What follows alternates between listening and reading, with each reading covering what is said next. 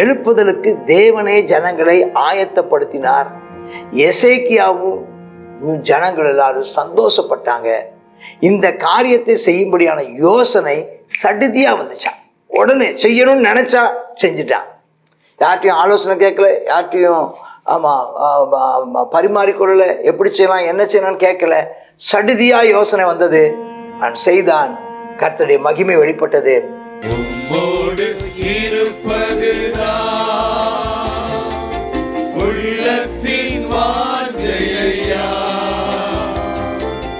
உம் சித்தம் செய்வதுதான் இதயத்தின் ஏக்கமையா. எபினேசரே எலியோ என்றுமே உயர்ந்தவரே, எபினேசரே எலியோ என்றுமே உயர்ந்தவரே, ஹல்லேலூயா. சர்வவல்லவரே எல் ஷடாய், சர்வவல்லவரே எல் ரோயி,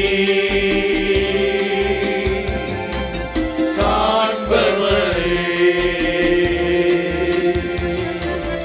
எல் ரோயி, காண்பவரே. இசையா உம்மைத்தானே என் முன்னே நிறுத்தியுள்ளேன். இசையா உம்மைத்தானே என் முன்னே நிறுத்தியுள்ளேன். 2 நாளாகமம் 29ஆம் அதிகாரம் 1ஆம் வசனம். எசேக்கியா 25 வயசுல ராஜாவாகிறான். 29 வருஷம் அரசாள்றான். சகரியாவின் குமாரத்தியாகி அவன் தாயின் பேர் அபியாள். நல்ல ஒரு தாய். அவன் தன் தகப்பனாகி தாவீது செய்தபடியெல்லாம் கர்த்தரின் பார்வைக்கு செம்மையானதை செய்தான். அப்போ இங்கே பொதுவாக கர்த்தரின் பார்வைக்கு செம்மையான தாவீதை போல அப்படின்னு சொன்னால் ஆலயமும் ஆலயத்தினுடையதான ஆராதனை முறைகளும் நமக்கு புதிய ஏற்பாடு மடத்தில் சபையும் சபை சார்ந்த வாழ்க்கையும் ஆராதனையும் ஆமென் ஸ்தோத்திரம் சேவையும் ஆராதனையும் ஊழியமும் நம்ம செய்யும்போது கர்த்தர் நம்மை ஆசீர்வதிக்கிறார். அப்போ எசேக்கியா ஒரு எழுப்புதல் நடக்குது. எசேக்கியா காலத்தில் ஒரு எழுப்புதல். அந்த எழுப்புதலுக்கு முதலாவது காரணமாக இருந்தது சுத்திகரிப்பு. அவன் ராஜ்யபாரம் பண்ண முதல் வருஷத்துல முதல் மாதத்துல கர்த்தரின் ஆலயத்தை திறந்தான். அவளை பழுது பார்த்தான். அவங்க அப்பா ஆகாசு, அவங்க தாத்தா அமத்சியா, இவங்கெல்லாம் அந்த ஆலயத்தை கவனிக்காம விட்டுட்டாங்க. இவன் ஆலயத்தை திறந்து பழுது பார்த்தான். ஆசாரியர் லேவியை அழைத்து அவளை கிழக்கு வீதியில கூடி வர செய்தான். உங்களை பரிசுத்தம் பண்ணி கொள்ளுங்கிறான்.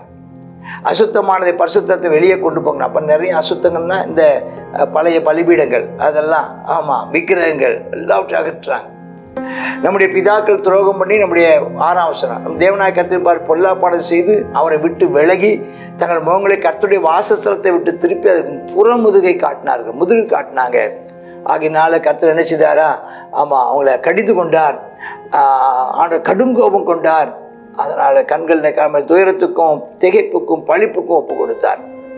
அதனால நிறைய பேர் சிறையிருப்புக்கு அகப்பட்டாங்க. நிறைய பேர் வீணா செத்து போனாங்க.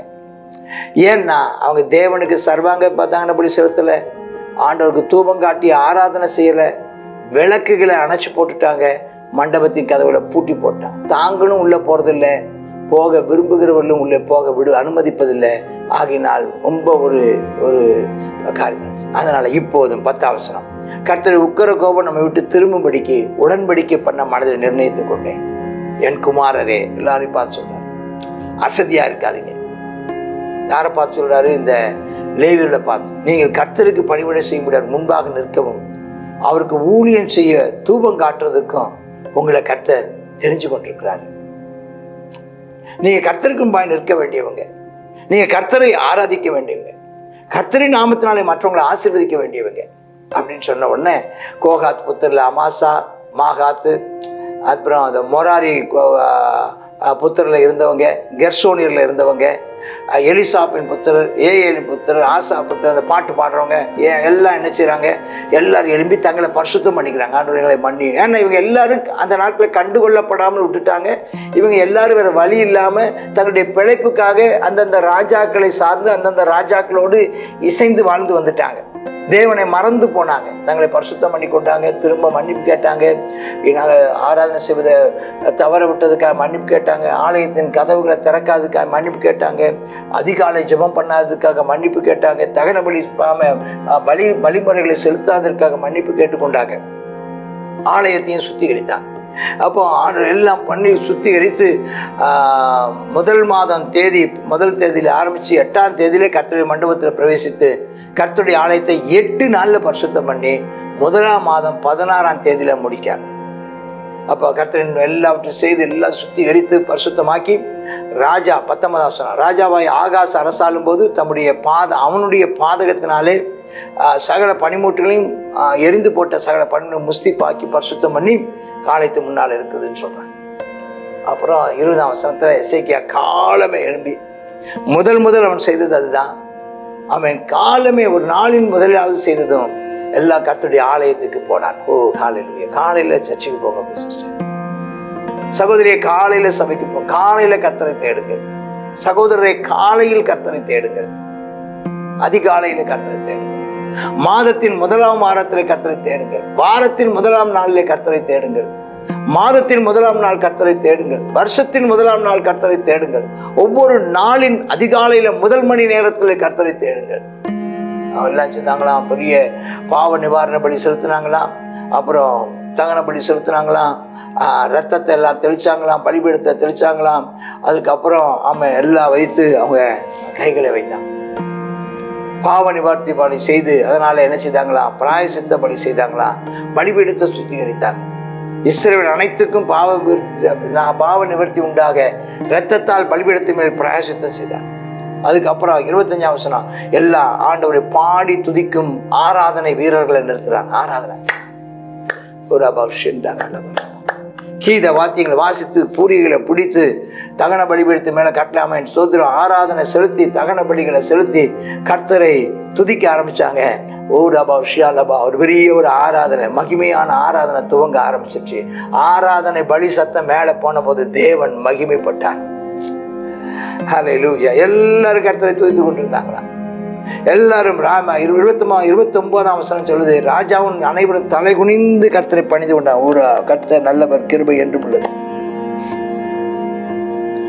அதன் பின்பு எசேக்கியா, நீங்கள் கர்த்தருக்கு என்று உங்களை பரிசுத்தம் பண்ணீர்கள், ஆகையால் கிட்ட வந்து கர்த்தருடைய ஆலயத்துக்கு தகன பலியும் ஸ்தோத்திர பலியும் கொண்டு வாருங்கன்றாங்க. அப்ப சபையார் எல்லாம் ஸ்தோத்திர பலி கொண்டாங்களாம். இஷ்டம் உள்ளவங்க எல்லாரும் சர்வாங்க தகன பலி கொண்டாந்தாங்களாம்.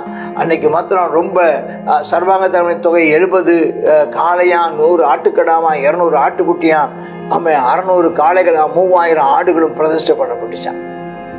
ஆனாலும் ஆசாரில் கொஞ்சம் பேர் அதனால அதை செய்ய முடியலையா. ஆசாரில் தங்களை பரிசுத்தம் பண்ண மட்டும் லேவியர்னு உதவி செய்தாங்களாம். அப்போ ஊழியர்கள், முழு நேர ஊழியர்கள், பகுதி நேர ஊழியர்கள் எல்லாம் கர்த்தரை நினைச்சுதாங்களாம், மகிமைப்படுத்தி கர்த்தரை துதித்தார்களாம். கர்த்தருக்கு ஸ்தோத்திரம் உண்டாவதாக. ஆராதனை திட்டம் பண்ணப்பட்டது.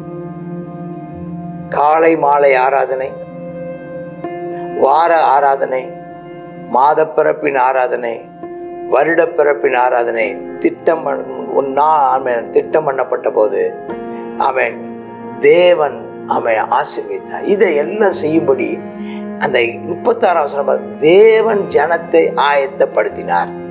அதான் ஜெபம். எழுப்புதலுக்கு தேவனே ஜனங்களை ஆயத்தப்படுத்தினார். எசேக்கியாவும் ஜனங்கள் எல்லாரும் சந்தோஷப்பட்டாங்க. இந்த காரியத்தை செய்யும்படியான யோசனை சடுதியா வந்துச்சான். உடனே செய்யணும்னு நினைச்சா செஞ்சுட்டான். யார்ட்டையும் ஆலோசனை கேட்கல, யார்ட்டையும் பரிமாறிக்கொள்ளல, எப்படி செய்யலாம் என்ன செய்யலாம்னு கேட்கல. சடுதியா யோசனை வந்தது, நான் செய்தான். கர்த்தருடைய மகிமை வெளிப்பட்டது. மறுபடியும் யூதா ஜனங்கள் கர்த்தரை தேட ஆரம்பிச்சாங்க. ஒரு எழுப்புதல் தேசத்தில் வர ஆரம்பித்து விட்டது. அல்லேலூயா. இன்னைக்கு எழுப்புதல் வரணும்னா முதலாவது செய்ய வேண்டியது ஸ்தோத்திரம், சுத்திகரிப்பு. இரண்டாவது செய்ய வேண்டியது ஆராதனை. கர்த்தருக்கு ஸ்தோத்திரம். அப்போது ஆண்டவருடைய எழுப்புதலை நாம் எதிர்பார்க்கலாம். கர்த்தர் நம்மை ஆசீர்வதிப்பாராக. ஆமென், ஆமென். God bless you.